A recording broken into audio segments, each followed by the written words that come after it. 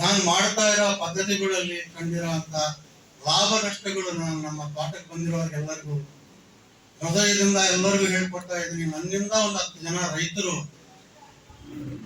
ಬದಲಾವಣೆ ಆಗಿ ಅದರಲ್ಲಿ ಉಪ್ಪು ಬಿಟ್ಟರೆ ಬೇರೆ ಏನು ನಾವು ರೈತರಾಗಿರುವಂತವ್ರು ಹೊರಗಡೆಯಿಂದ ತರಬಾರದು ಮನೆಗೆ ಅನ್ನೋದನ್ನು ಆ ಕಾನ್ಸೆಪ್ಟ್ ಅಲ್ಲೇ ನಾನು ವ್ಯವಸಾಯ ಮಾಡ್ತಾ ಇದ್ದೀನಿ. ನಮ್ಮ ಬಂದಿರೋ ರೈತರಿಗೂ ಅದೇ ಕಾನ್ಸೆಪ್ಟ್ ಬಗ್ಗೆ ನಾನು ಹೇಳಿ ಚೇಂಜ್ ಮಾಡಕ್ಕೆ ನನ್ನ ಪ್ರಯತ್ನ ನಾನು ಮಾಡ್ತಾ ಇದ್ದೀನಿ. ಆದ್ರೆ ನಾವು ಬೆಳೆದಿರುವಂತ ಬೆಳೆಗಳನ್ನು ನಾವು ಹೆಂಗ ಮಾರ್ಕೋಬೇಕು ಅನ್ನೋ ಉದ್ದೇಶದಿಂದ ಜೋಗಿಗೌಡರು ಈ ತರ ಸಂಸ್ಥೆ ಕಟ್ಟೋಣ ಅಂತ ಬಂದಾಗ ಫಸ್ಟ್ ಸದಸ್ಯನಾಗಿ ನಾನು ಸದಸ್ಯನಾಗ್ತೀನಿ ನಿಮ್ಮದ್ರಲ್ಲಿ ಅಂತ ನಾನು ಅವರಿಗೆ ಹೇಳಿದ್ದಕ್ಕೆ ಅವರು ತಿರುಗಿ ದಿನಾನೇ 10 ಜನ ಸೇರಿಸಿ ಅವರು ಸಂಸ್ಥೆ ಕಟ್ಟಿದ್ರು.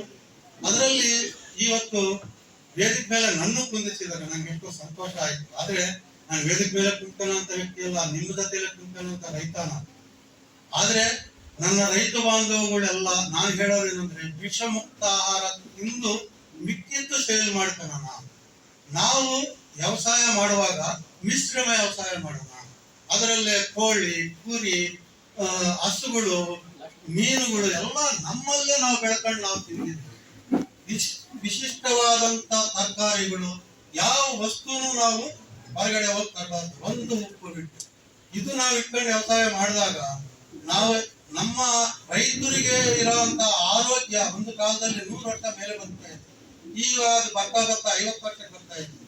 ಅದನ್ನ ಆ ವಿಷಮುಕ್ತ ಆಹಾರನ ನಾವು ಚೇಂಜ್ ಮಾಡಬೇಕು ಅನ್ನೋ ಉದ್ದೇಶದಿಂದ ನಾನು 1,50,000 ರೂಪಾಯಿ ಸಂಬಳ ಬಿಟ್ಟು ನಾನು ಮಂಡ್ಯ ಜಿಲ್ಲಾ ಸೇರಿದ್ದೆ. ನಾನು ಆ ತರ ಮಾಡ್ತಾ ಇದ್ದೀನಿ. ನನ್ನ ತೋಟಕ್ಕೆ ಬನ್ನಿ, ನೀವೆಲ್ಲರೂ ನೋಡಿ, ನೀವೆಲ್ಲರೂ ಚೇಂಜ್ ಆಗಿ ನಾವು ಮಂಡ್ಯ ಜಿಲ್ಲಾನ ನಮ್ಮ ಕರ್ನಾಟಕದಲ್ಲಿ ಹೆಸರುವಾದಂತ ಜಿಲ್ಲಾ ಮಾಡೋಣ. ನಾವು ಸಾವಯವದಲ್ಲಿ ಸುಸ್ಥಿರವಾಗಿ ವ್ಯವಸಾಯ ಮಾಡ್ಕೊಳ್ಳೋಣ. ನಮ್ಮ ರೇಟ್ ಬಂದ್ರೆ